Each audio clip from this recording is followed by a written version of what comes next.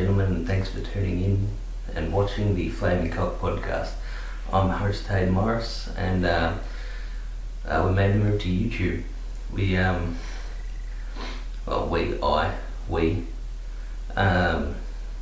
a little couple issues with the Podbean app that we were on, and thought why not make the switch to YouTube.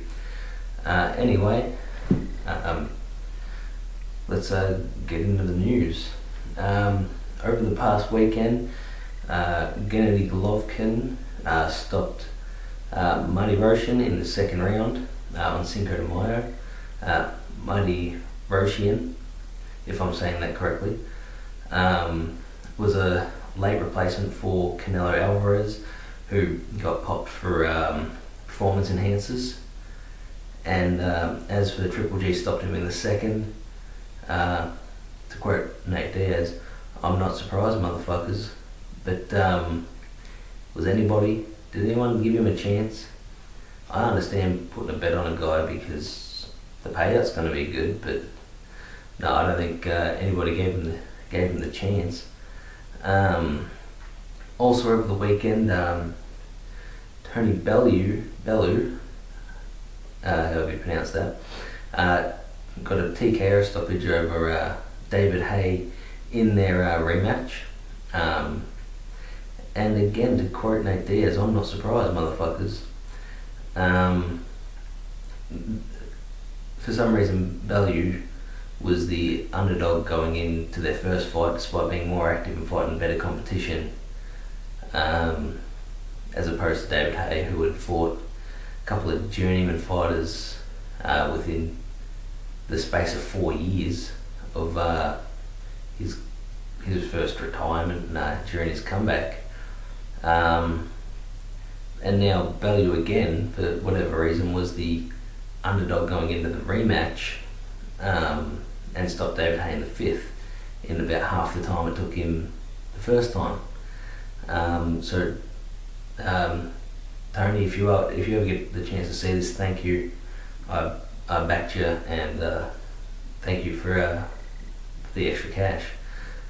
Over to MMA news.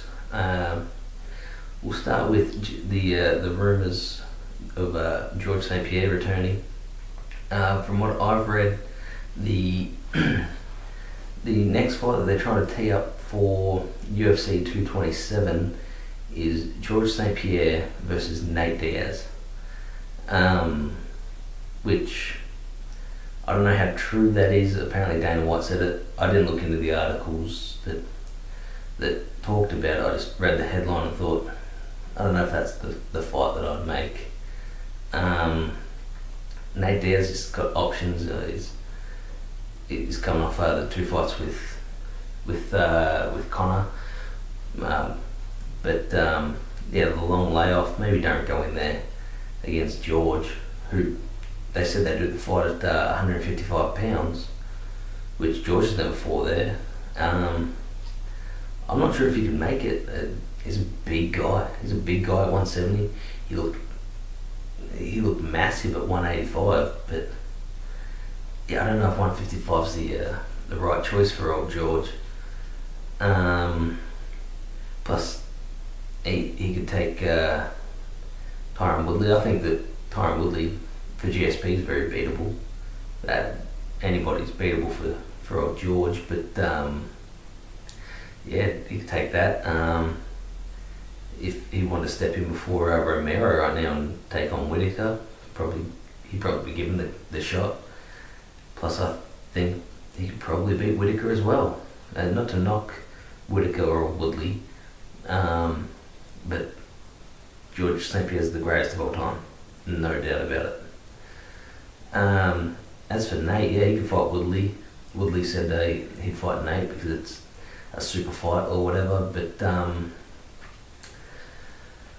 yeah, I don't know how true any of that is. When I read it at the same time, they spoke about Luke Rockhold going up and fighting Alexander Gustafsson at light heavyweight, which that's a fun fight. I'd watch that fight. Hopefully that one's true. I know they've been kicking that one around for a little while, and despite being the #1 contender for Daniel Cormier's title, Gustafsson's sort of the odd man out right now because DC, as you probably know, has gone up to fight Stipe Miocic for the heavyweight title. But yeah, we'll see how that goes. I'd watch that fight. Rockhold being a member of American Kickboxing Academy, the same as Daniel Cormier, makes it an interesting fight. Moving on anyway, over the weekend, Alexander Emelianenko fought Gabriel Gonzaga at Russian Cage Fighting Championships and TKO'd him in the second round. Gonzaga, of course, is making his MMA return. He retired last year or the year before, I'm not sure. But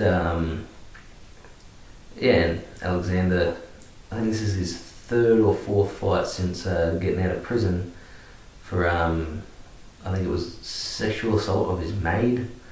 I'm not sure, and he didn't spend a lot of time in there, as much as he should have, I think. But yeah, Emelianenko, he stopped Gonzaga in the second. And a fight that was announced is Alex Volkanovski, Australian fighter, will be taking on Darren the Damage Elkins at UFC Fight Night 133 on July 14. Alex Volkanovski is on a 14-fight win streak right now. 4 of those fights in the UFC, 4-0 in the UFC. Elkins, of course, is on a 6-fight win streak. I just thought I'd bring that up because I thought that's a fun fight. Chuck Elkins into a fight, it's going to be a scrap, like it's going to be a fight, which is going to be fun. Of course, they're lower on the card. Junior Dos Santos will be taking on Blagovi Ivanov. I think I'm saying that right. Ivanov in the main event, and also on the card is former title challenger at featherweight Chad Mendes taking on Miles Jury, which that's 3 fun fights on there. There's a couple more, but I thought those were the 3 worth writing down. And for you ladies out there, Sage Northcutt is also going to be on the card. It has been announced. So, yay. Anyway, back to the rumour mill. Floyd Mayweather is apparently 50-50 on making an MMA debut in the UFC, according to Greg LaRosa, who is Floyd Mayweather's bodyguard. But I think, take that with a grain of salt. That's just another way for Floyd to keep his name out there, keep him relevant. He's currently doing a world tour, so apparently any thoughts of him going into MMA, they've been put on the back burners. I don't know, and I heard a rumour that he was training with Tyron Woodley, and to make him prepared for the UFC, but I don't think that any of it holds much water. But no, good on him keeping his name out there. Maybe just stay in your lane. It's probably for the best. Just enough now. No, like who would he fight anyway?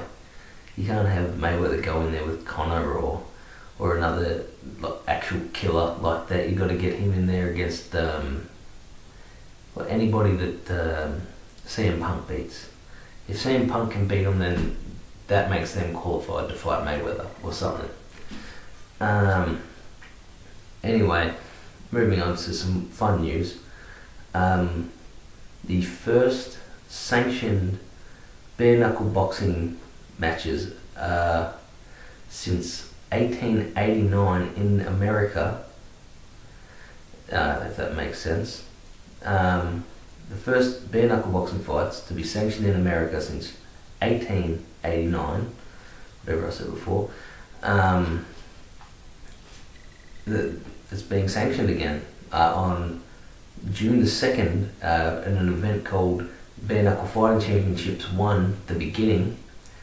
I'm excited for this. I've been watching a lot of the bare knuckle boxing promotion over in England, or the United Kingdom. I think they do shows in Wales as well. They got their own Netflix show. Can't remember the name of it right now. And it's excellent. It's a lot of fun. The bare knuckles. I don't know what the rules are going to be for the first ever American event to be sanctioned. What I do know is a couple of the names on the roster, on the card. That what they're doing is a heavyweight tournament, a 12-man tournament. I doubt that it's all in the one day. This is just the quarterfinals according to the poster. But on the card, we've got former UFC heavyweight champion Rico Rodriguez, former UFC fighter and bare knuckle boxing champion over in England, Diesel Joe Riggs. Got American kickboxer and mixed martial artist who holds a record in mixed martial arts of, if I remember correctly, 3-2, Maurice the Gorilla Jackson. Former Bellator heavyweight champion Eric Prindle, who he has a victory over Maurice Jackson. Former UFC fighter and Australian Rowdy Beck Rollins, she's going to be on the card. And the New York Badass, who I believe, Phil Baroni, who I believe just fought over in England's bare knuckle boxing, is going to also be on the card. What a great time we live in, by the way. To bare knuckle boxing's back. You can look up anything you want on the internet. It's a wonderful time to be alive. From what I've seen, they'll be fighting in a circle ring, which I don't know how that'll go, like an actual circle, and it will be held in the city of Cheyenne Ice and Events Center, Cheyenne, Wyoming, and it will be available on pay-per-view. You can check out more information on that. www.bareknuckle.tv. I'm pretty sure. I ain't getting paid to say any of this, so I didn't actually remember their website or anything, but do check it out. I found out about it on Beck Rollins' Instagram, so yeah, exciting. Fun times. Hopefully we can get the Bare Knuckle Fighting Championship to a crossover with UB Bad over there in England. Get some good crossovers. Get Michael Terrell, Jimmy Sweeney, and Jimmy McCrory, Fatboy Evans. Hopefully they can all make an appearance over there. And maybe they can talk the world heavyweight champion of bare knuckle boxing, Bobby Gunn, also known as the Big Fat Fraud. Maybe they can talk him into doing it. Anyway, let's. I've got a couple breakdowns. Big fight on coming this weekend with Amanda Nunes will be defending her bantamweight UFC championship against Raquel Pennington, and that's a fun looking card, isn't it? And so I've got a couple of fights off there to break down, so let's get into it. The first fight I want to break down is Vitor Belfort versus Lyoto Machida. Um, Vitor Belfort said that he won't be fighting anymore after this. He said he's not retiring, but this is his last fight. But he's not retiring, whatever that means. Maybe we'll see him in, Cheyenne, Wyoming, in a bare knuckle fight. I mean, I guess if they allow testosterone replacement therapy or not, I guess. But anyway, let's get into a breakdown. We'll start with Vitor Belfort, 6 feet tall, 185 pounds, 74-inch reach, and 41 years old. Machida on the other side of the cage, 6'1", 185, 74-inch reach, and 39 years old. Belfort made his MMA debut way back in 1996, and Lyoto Machida made his debut in 2003. Vitor Belfort holds a record of 26 wins, 3 losses, and 1 no contest. Machida, 23 wins, 8 losses. Both of them are former UFC light heavyweight champions. In addition to that, Vitor Belfort was also the Cage Rage light heavyweight champion, and holds a bronze medal in the Abu Dhabi grappling tournament. Won a bronze there in 2001. Both are Brazilian Jiu-Jitsu black belts. Vitor Belfort under Carlson Gracie, and was one of the first Jiu-Jitsu fighters that we ever saw who could throw hands, which back in 96, I don't recall from being there in 96, but having watched back, it blew people's minds. It was crazy. He also has a black belt, does Vitor, in Judo, and a purple belt in Shotokan Karate, which I didn't know before doing my research into this. Machida, of course, is third Dan in Shotokan Karate, and they've said his style is Shotokan, BJJ, Muay Thai, and sumo wrestling. Vitor has gone in his last 5 fights, 2 wins, 2 losses, and 1 no contest against Kelvin Gastelum. And Machida has gone 2 wins and 3 losses in his last 5. Vitor Belfort, again, he's been around for ages, so he's got the experience coming into this. Amazing boxing, like the fastest hands. He had the fastest hands in a good long while, way back when, and it's still there. He's still dangerous. Crazy fast hands, and he's been training out of the TriStar gym, and he's coming off a decision win over Nate Marquardt. Machida, of course, has that crazy footwork, and it's hard to figure out his style. And he's also coming off a decision win, but I can't remember who it was over. But both veterans. They both gave John Jones trouble in their fights. Vitor with catching him in an armbar, and apparently it was so hard. Jones was saying, yeah, it was cracking, it was popping, but I wasn't going to give up, and he ended up stopping Vitor. And Machida, of course, gave Jones his best fight before Gustafsson. Well, the first for 1 round anyway. He just kept catching him with the left straight. They're both southpaws, so.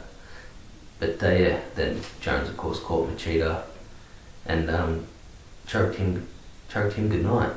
But yeah, they're both southpaws, both gave John Jones trouble. Both veterans, both former champions. It's tough to call because to call a winner, they've both sort of been on a bit of a slide lately. But I don't know. Whoever's the underdog is where I'm going to put my money because that's how you win money. But I'm probably going to give it to Machida. He wants to get back into title contention. He wants to keep going. So yeah, that's my pick. Of course, Belfort's got nothing to lose, no matter which way it goes. So it's going to be a little bit. That weight's going to be lifted, and if he wins the fight and gets popped later for testosterone, who cares? I don't fight anymore. So like Stephan Bonner did in his fight with Anderson Silva. But yeah, unless Victor decides steroids is the way to go, I give it to Machida. Also on that card was Kelvin Gastelum taking on Jacare Souza, which I remember when this fight was announced, got very excited, then I forgot all about it. And I know a couple of weeks ago my cousin messaged me like, who you got? And it was like Christmas all over again, you know. I was so excited for this fight. These are two of my favourite guys in middleweight right now. So I thought I'd break it down. But we'll start with Gastelum, 5'9", 185 pounds if he makes weight, 71.5 inch reach, and he's 26 years old. Jacare, a little bit taller at 6'1", 185 pounds, half an inch of reach on him at 72 inches, and he's 38 years old. Gastelum, he's got a record of 14 wins, 3 losses and 1 no contest. Jacare is 25 wins, 5 losses and 1 no contest. Gastelum has gone 3 wins, 1 loss and 1 no contest in his last 5. Jacare, 3 wins, 2 losses. And Gastelum is a brown belt in 10th Planet Jiu-Jitsu.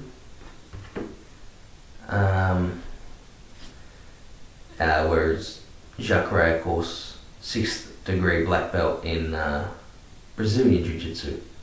And he also has a black belt in Judo. Jacare is coming from the Fusion XL Performance team. And Gastelum from Yuma United Mixed Martial Arts, and also fighting out of King's MMA. So that's a good team. Rafael Cordeiro there. For compare their accolades, I was going to list all of them, but Jacare's was too long, so Jacare's got 3 gold medals and 2 silver medals in the Abu Dhabi championships. Was the former Strikeforce middleweight champion.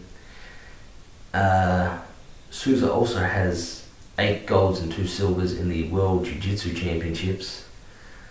On the other side, Gastelum, he's the Ultimate Fighter 17 winner,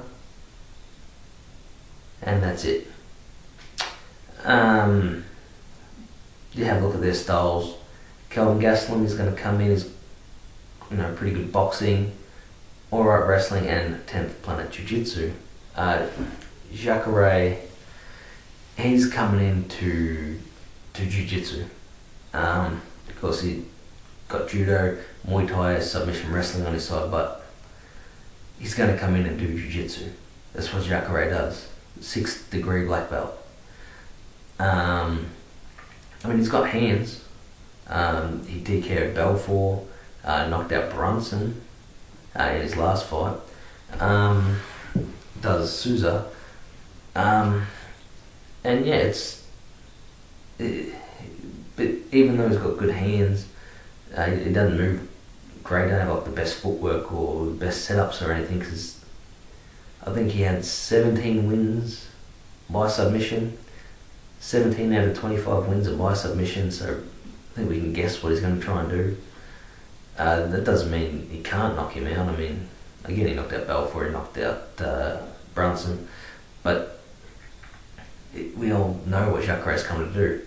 And like Damian Maia and Fabricio Verdum to a point, even though they're coming out to do this, Frank Mir as well, they're coming out to use their jiu-jitsu, you know what's coming and you can't stop it. He's probably, in my opinion, one of the best guys, probably the best jiu-jitsu guy in the middleweight division right now. That being said, Southpaw Kelvin Gastelum, he's got a really mean left hand. I mean, and he puts his combination together well. You've seen what he did to Michael Bisping, former champion. Sent him into the shadow realm. He's got pretty decent wrestling, maybe better anti-wrestling. Hopefully, so we can keep it on the feet. I wouldn't want to go to the ground with Jacare on his worst day and my best. And Gastelum is an upsetter.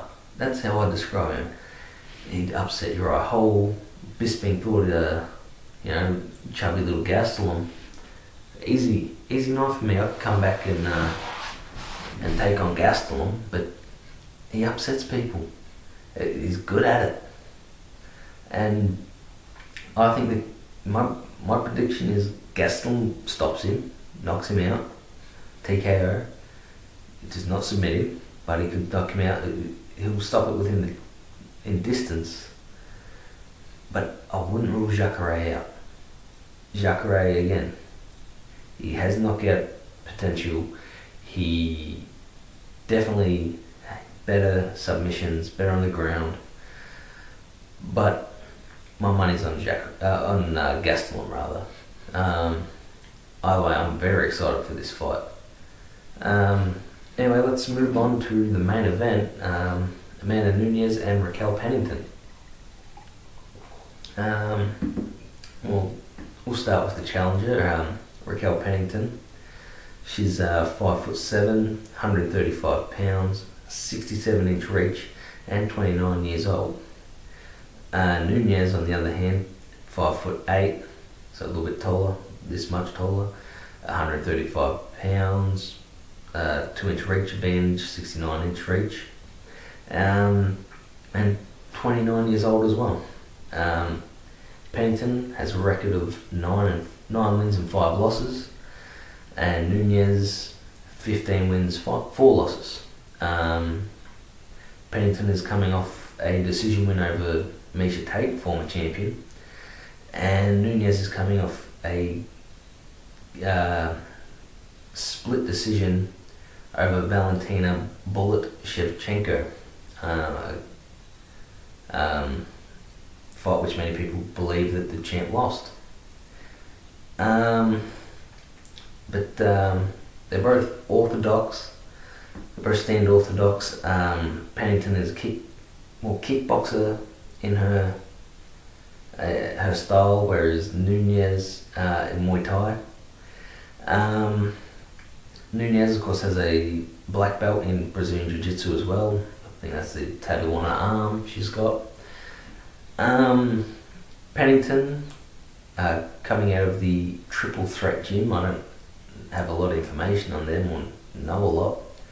And Nunes, what I got written down here is that she trains with American Top Team, which one of the best teams of all time. Nunes, of course, is the current bantamweight champion in the UFC. And Pennington, she held a few, regional MMA titles, but nothing on the level of the UFC. Anyway, Nunes, let's start there. She's knockout power. We've seen that. She didn't knock her out, but she busted Cupcake Tater pretty bad, standing up. And then when she beat up Ronda Rousey in like 40 seconds, yeah, knockout power definitely. And Amanda, if you ever see this, thank you. I backed you for that. She also has very good footwork, really nice jab, and as nice as her jab is, she has a better right hand. Excuse me. Nunes also has real mean leg kicks. Decent work in the clinch, and if it goes to the ground, she's got real heavy strikes when she's on top. As for Pennington, she sets a good pace and applies pressure well, puts her combos together real good, and it usually, often, comes off better in anytime she gets into an exchange. She also has a really accurate jab. And if it does get into some clinch work, she always stays busy. She's always active. They say she has underrated grappling. I'm not sure about that. I haven't seen a lot. But with all that, Pennington's also coming off an 18-month layoff, which, for whatever reason, that's a long time. Whereas Nunes, she's tried to stay as active as possible. She fought Shevchenko not that long ago. So my prediction is Nunes. Leave a comment if you disagree, and please tell me why. I mean, Pennington rather. Obviously, she's earned her spot, but you know, I don't think that she's going to be the one to take Nunes out. Nunes, I reckon, stops her before the final bell. Anyway, that's all for the UFC this weekend. That was Machida, Gastelum, and Nunes. So put your money there. Also, this weekend is Bellator 199, which will see in the Bellator heavyweight tournament, we'll see Ryan Bader fighting King Mo. Winner moves on and will fight Matt Mitrione. So let's break that one down. That's a fun fight. We'll start with Ryan Bader, 6'2".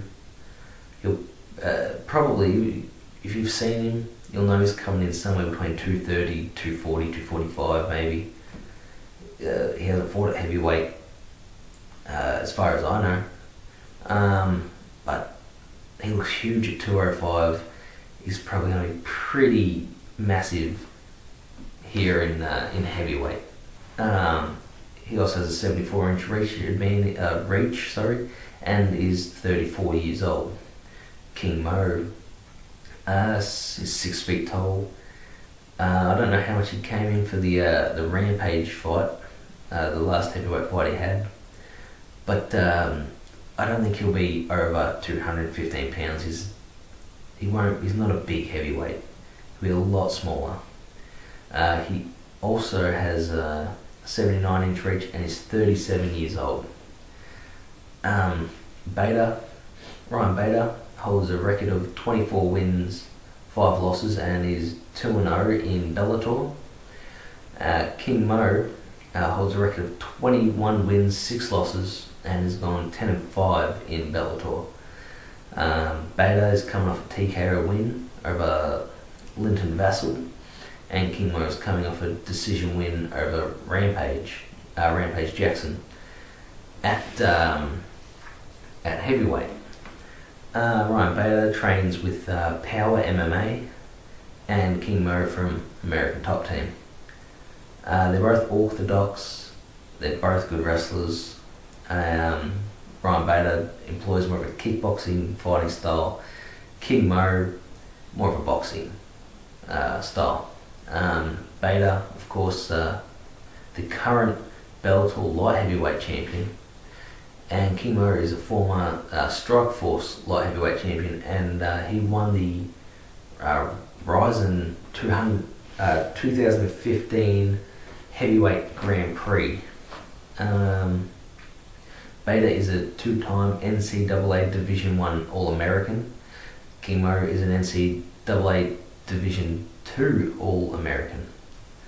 They both got knockout power. Bader has great cardio. I don't see why King Mo wouldn't. They both got alright footwork. King Mo probably better with his footwork, better with his feints. Bader though, he has improved his stand-up and his footwork improved. He did throw a flying knee to Keith Jardine years ago, and he's improved since then. But King Mo is better at managing his distance and his angles. Mo has a mean right hand. He's good at going forward. He's good at coming in off of a counter. Bader's jab has gotten better. Said it his last couple of fights. Bader's also real good putting pressure up on the cage. Putting his opponent up on the cage, keep the pressure on. Great clinch work and a crazy body lock for Ryan Bader. King Mo, really strong in the clinch as well though. And if he gets on top, King Mo gets on top, that's bad news for his opponent.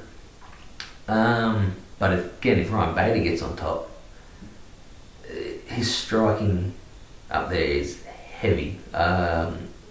Look up what he did to Tom Lawler on The Ultimate Fighter for one of my favourite examples of that.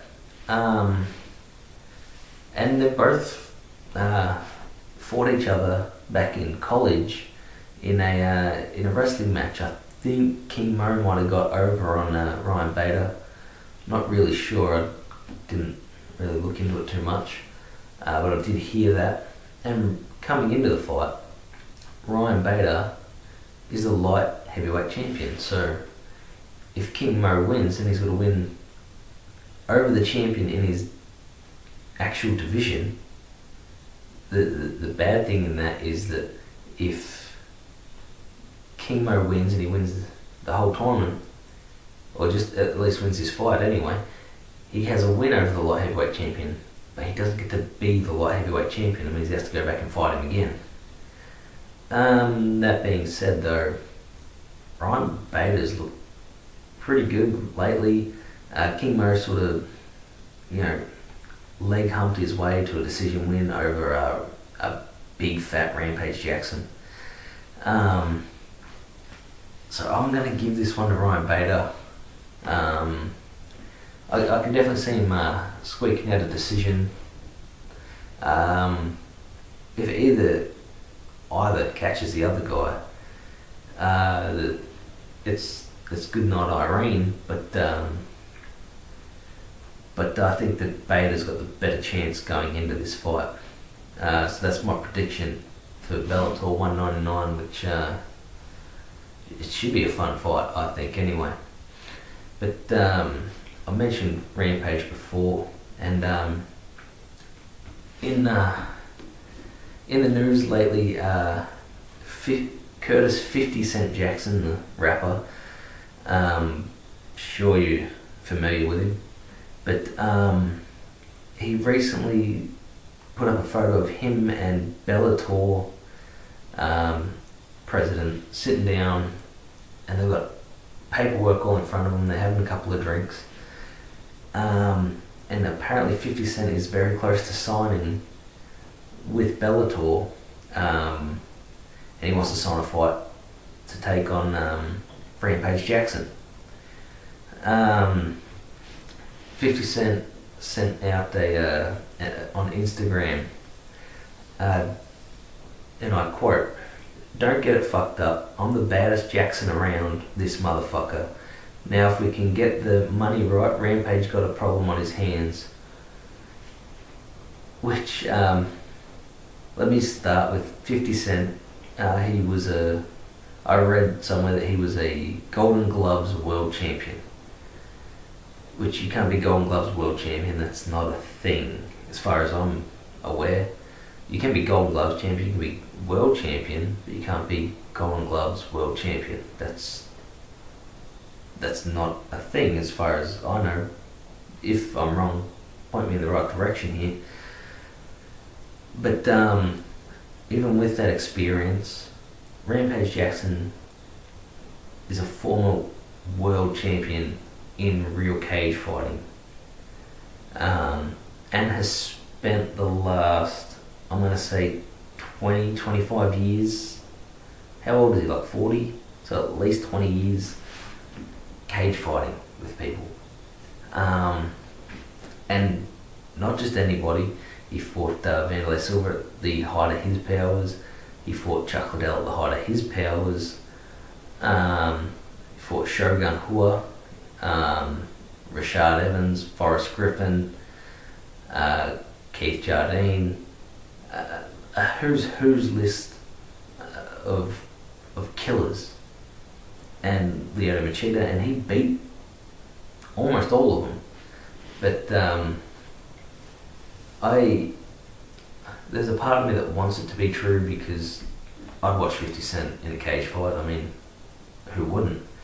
At the same time, don't put him in with Rampage. Someone linked this to Scott Coker. Do not put Rampage Jackson in with 50 Cent, because Rampage will kill him. Please. And it got me thinking, with celebrity, he's got some 50 Cent's got some boxing experience, or allegedly, so I heard. I don't know. But, and it made me think, where does it stop? Like CM Punk, he said he wants to do it. So for the former WWE wrestler, CM Punk says, I want to be a UFC fighter. And on his name alone, he gets the shot in on the main card on pay-per-view in the biggest promotion in the world. And he didn't do it as like a gimmick or as a way to get big money. He actually wanted to challenge himself, and I think he went about it the right way. He didn't say, give me the top spot, put me on all the promotional stuff. He was just like, no, this is just a dream of mine, this is a bucket list thing, and I'm going to do it.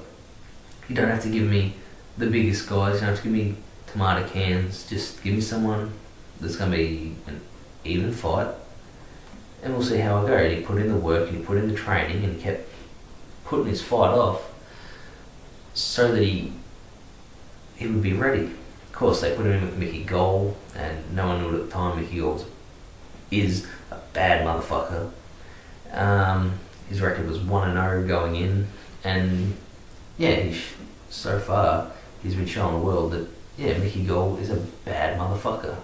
And CM Punk's, instead of just tucking tail and running, he's going back out to fight in a couple of weeks, I think, against another guy who submission lost to Mickey Gall. So it's really an actually good fight. But then you got guys like James Toney, world champion boxer, world champion with the real sanctioning bodies world titles back in the 80s, and he fought in 2009, 2010, around then. Should have got in there, but he got in there on name alone. And where does it stop? But I've got a short list here. If Scott Coker or Dana White do want some ideas for fighters, the first one I wrote down was the Green Power Ranger from Mighty Morphin Power Rangers.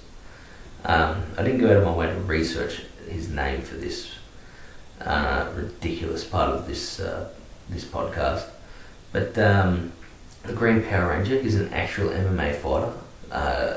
Last I checked, when I first heard that the Green Power Ranger was an MMA fighter, he has a winning record. I think he runs a Christian MMA promotion, which is probably as crazy as it sounds. And apparently here on his arm, he has tattooed his brand, which is Jesus Didn't Tap. Another idea, if you can't get a hold of the Green Power Ranger, is Mickey Rourke. He used to box. He put his acting career on hold to have some boxing matches, and most recently he fought over in Russia for in a fixed boxing match, which he won. Idris Elba is very big in Hollywood right now and makes the ladies swoon. He recently had a kickboxing match for some reason. Kevin James from King of Queens and Adam Sandler's buddy, he used to wrestle in high school. Why not call him up? Apparently, according to Buzz Rutten and Joe Rogan, he's actually a pretty bad dude. So fuck it, why not? Shaquille O'Neal, he might not be able to make the heavyweight limit, but apparently he's done some jiu-jitsu training, and he had a boxing match with world champion Oscar De La Hoya. So why not? Why not sign him up? Van Damme, Jean-Claude Van Damme, Steven Seagal, Chuck Norris, Jackie Chan, Jet Li, Jason Statham. They're all, karate guys. Why not? And I also heard for the women's division that Demi Lovato, she likes boxing. So fuck it. She's probably as qualified as 50 Cent. Also Sylvester Stallone, he likes boxing as well. Sign those guys up. Oh, Demi Lovato being a girl, sign her up. Sign them all up. Kevin James versus, 50 Cent, why not? When he gets to be king of New York. Anyway, that's a fucking ridiculous premise though. 50 Cent fighting Rampage Jackson, it's stupid. And the last thing I've got here, I thought we'd leave on the first YouTube show, we'd leave it on a fun, positive note, because just before was fun, but I wouldn't call 50 Cent being in Bellator positive for the sport or anything. But Conor McGregor apparently tried to apologise to 115 or 125 champ Thug Rose Namajunas for throwing a hand dolly into a bus window that broke and nearly took her out of the fight with Joanna Not Champion at UFC 223 in a very famous incident. But Conor tried to apologise for it. I don't know what he said, but apparently Thug Rose messaged him back via Instagram, and all she said was about the apology: "Fuck that, talk to Pat." Pat being her heavyweight kickboxing fiance, which, Conor, fuck that, talk to Pat. I think that's the best thing to be done. I'll just say that I learned of this apology from Funny MMA on Facebook, so the validity of it, I don't know. Either way, it's a fun story. But thanks for tuning in. Thanks for watching our first YouTube show. Technically our 7th show. You can find some of the other shows on Podbean if you're keen to listen. But thanks for listening. Thanks for watching. And until next time, I'm Hayden Morris. This is the Flaming Cock Podcast. And thank you. Ball ball.